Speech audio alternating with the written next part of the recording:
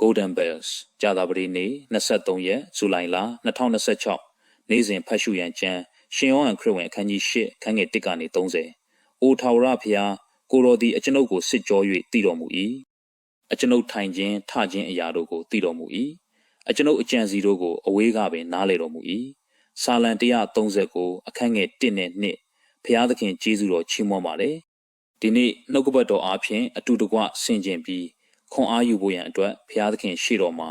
ပွင့်လင်းစွာဆုတောင်းခြင်းအကြောင်းကိုဝေငှခြင်းပါတယ်။ဆာလံ139ဟာဒီနေ့ကျွန်တော်တို့ရဲ့ကြံကြံနဲ့အစပြုပြီးဘုရားသခင်ကိုဆက်လက်စစ်ဆေးသိရှိတော်မူဖို့ဖိတ်ခေါ်ခြင်းနဲ့ဆုံးသက်ပါတယ်။အိုဘုရားသခင်အကျွန်ုပ်ကိုစစ်ဆေး၍အကျွန်ုပ်၏နှလုံးကိုတည်တော်မူပါ။အကျွန်ုပ်ကိုစုံစမ်း၍အကျွန်ုပ်၏အကြံစီတို့ကိုတည်တော်မူပါလို့ဆာလံ139အခန်းငယ်23မှာဆိုထားပါတယ်။ကျွန်တော်တို့ကြိုက်သည်ဖြစ်စေမကြိုက်သည်ဖြစ်စေကျွန်တော်တို့ရဲ့အတွင်းအကျဆုံးအသက်တာတွေကဘယ်အရာမှဘုရားသခင်ထံတော်ကနေဖုံးကွယ်၍မရနိုင်ပါဘူး။ဒါဟာကြည်ရတာကြောက်စရာတောင်းဆိုချက်တစ်ခုဖြစ်ကောင်းဖြစ်နိုင်ပါတယ်။ဒါပေမဲ့တကယ်တော့ဒါဟာကျွန်တော်တို့ကိုအလွန်လွတ်လပ်စေတဲ့အရာဖြစ်ပါတယ်။ကျွန်တော်တို့ဘုရားသခင်ထံပြောဆိုတဲ့အခါ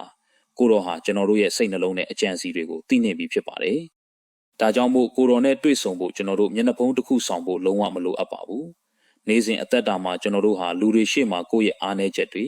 အမားတွေကိုဖုံးကွယ်ထားတတ်ပါတယ်။သူများသိသွားမှကြောက်လို့မျက်နှာဖုံးတစ်မျိုးမျိုးဆွတ်ထားတတ်ကြပါတယ်။ဒါပေမဲ့ဆရာဝန်စီရောက်တဲ့အခါကိုယ့်ရဲ့ယောဂလက္ခဏာတွေကိုဖုံးထားလို့မရသလိုပဲဘုရားသခင်ရှေ့တော်မှာလည်းကိုယ့်ကိုယ်ကိုဖုံးကွယ်ဖို့မလိုပါဘူး။ဆရာဝန်ကယောဂအမှန်ကိုသိမှကုသပေးနိုင်တယ်လို့ကျွန်တော်တို့ကိုတော်ရှေ့တော်မှာပွင့်လင်းစွာယင်ဖွင့်တဲ့အခါမှာ